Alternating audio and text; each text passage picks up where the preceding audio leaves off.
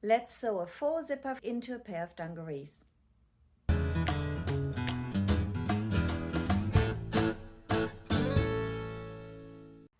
Welcome back to another chapter of the Bobby Dazzler dungarees. Let me show you how it's done.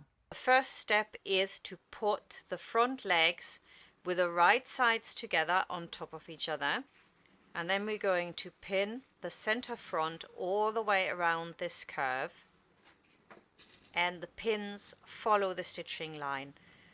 I like putting the pins in, unless it's pockets like we've just done, exactly like the seam line. The longer the seam, the more the likelihood that there's a mistake in the seam, too long, too short, one leg too short, too long.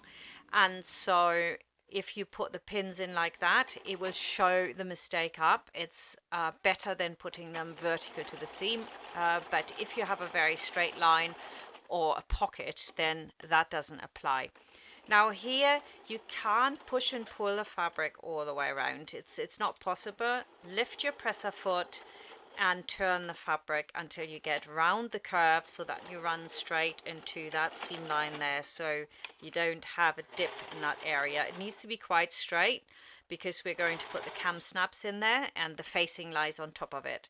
So when you're serging that seam, make sure that you pull with the right hand the fabric towards the left, and the left hand pushes the fabric into the presser foot so that you catch everything just right, just like that. We are going to top stitch that seam to the right side of the front of the pants. So I'm going to iron the seam into that right side, and I do it from the outside. It makes it a little bit easier. If you're not sure which way to do it from the outside and it'll come out correctly. Now let's have a quick look at one of these pants I've already done so that you can see how it's finished. Here you can see I have got just one line coming down in the zipper area, and apart from that, it looks exactly the same. It's really cool. So mark the stitching lines.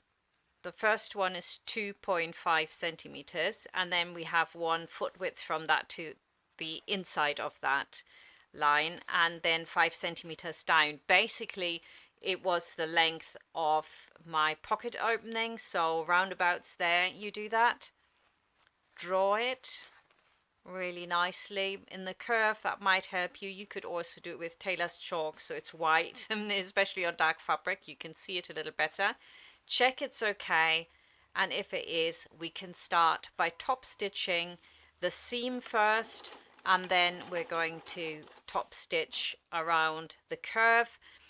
If you have a lycra fabric, the stitch formation might not be so smooth, so just put some regular paper underneath it. That makes it easier, and then you can rip that paper away. If you are avid crafter, you might have some embroidery paper there, so you could take a little bit and put that underneath it and then rip it off. This stitching line doesn't hold anything, so you don't really need a fly. Basically is what I'm saying. You don't need a fake fly there. Now here I'm stitching all the way from the top. Don't ask, I think I just forgot. I need to start underneath the zip to make it look really authentic, like you've just seen with the one that I've just shown you. So that's up to you. Follow my example here, or start the secondary line underneath the markings for your faux zipper fly. And now I'm going to do my faux fly. And again, all of this is stitched with stitch length 4. I don't think I needed to repeat that, or maybe it's a good thing to say it again. Don't forget. And I'll go all the way around.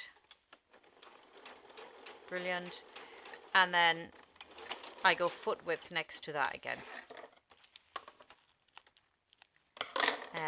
In this case, I've actually stitched the inner line first and then the outer line. It doesn't really matter which way. You have got a foot width there that you can line up with.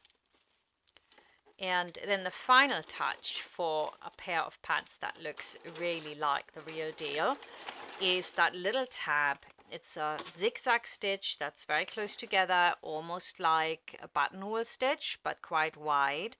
It's a really nice tab, backwards and forwards at the end, so that it doesn't come apart, and it makes it look like a proper pair of jeans. This is traditionally where the fly is fastened to the rest of the zip. Great, oh? If you want to find out more about the Bobby Dazzler dungarees, and this is the only video from the course you've seen, you can watch everything else just by going in the video description, click on the playlist, and you can watch everything from the start, including all the bonus features. Alternatively, click on that info button there, which will also take you to the playlist. And there's also a link to my website where you can purchase the pattern, and a link to my Etsy shop if you prefer to make your purchase on there. Thank you all for watching, and I'll see you next time.